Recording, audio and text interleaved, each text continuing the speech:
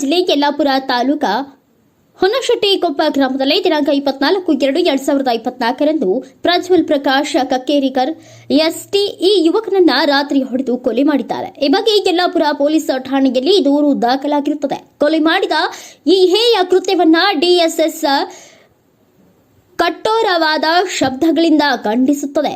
ಕೊಲೆ ಆರೋಪಿಗಳಿಗೆ ಸರ್ಕಾರ ಕಠಿಣ ಶಿಕ್ಷೆಗೆ ಒಳಪಡಿಸಲು ಒತ್ತಾಯಿಸುತ್ತೆ.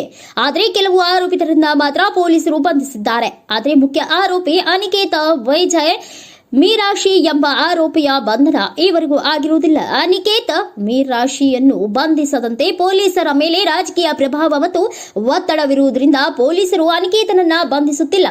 ಅನಿಕೇತನನ್ನ ಬಂಧಿಸುವಂತೆ ಒತ್ತಾಯಿಸಿ ಸಿದ್ದಿ ಬುಡಕಟ್ಟು ಸಮುದಾಯದ ಜನರು ತಹಸೀಲ್ದಾರ್ ಯಲ್ಲಾಪುರ ಮತ್ತು ಪೊಲೀಸ್ ಠಾಣೆ ಮುಂದೆ ಪ್ರತಿಭಟನೆ ಮಾಡುತ್ತಿರುವುದು ತಿಳಿದು ಬಂದಿದೆ. ನಮ್ಮ ಯಲ್ಲಾಪುರ ತಾಲೂಕಾ ಡಿಎಸ್ಎಸ್ ಬೆಂಬಲವನ್ನ ಕೊಟ್ಟಿರುತ್ತದೆ. ರಾಜಕಾರಣಿಗಳು ಪೊಲೀಸರ ಮೇಲೆ ಬಹಳ ಒತ್ತಡ ಇರುವುದರಿಂದ ಸರ್ಕಾರ ಕೂಡಲೇ ಅನಿಕೇತ್ ವಿಜಯ್ ಮೀರಾಶಿಯನ್ನು ತಕ್ಷಣ ಬಂಧಿಸಿ ಕಾನೂನಿನ ಕ್ರಮ ಕೈಗೊಳ್ಳಬೇಕು.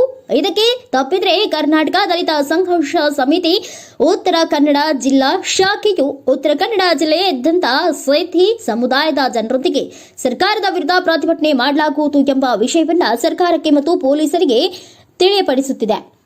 ಅವನ ಬೈಕ್ ಅನ್ನು ಅಡ್ಡಗಟ್ಟಿ ಅವನನ್ನು ಮನಬಂದಂತೆ ಥಳಿಸಿ ಹತ್ಯೆ ಮಾಡಲಾಗಿದೆ. ಇದೇ ರೀತಿಯಾಗಿ ಹಿಂದೆ ಅನೇಕ ಸಿದ್ದಿ ಜನರನ್ನು ಗುಂಡು ಹೊಡೆದು ಸುಟ್ಟಿ ಅತ್ಯಾಚಾರವೆಸಗಿ ಹತ್ಯೆ ಮಾಡಿದ್ದು ಇರುತ್ತದೆ.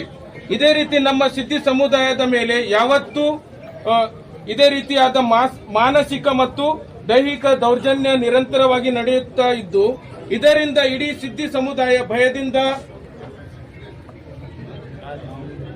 ಜೀವನವನ್ನು ಸಾಗಿಸುತ್ತಿದೆ.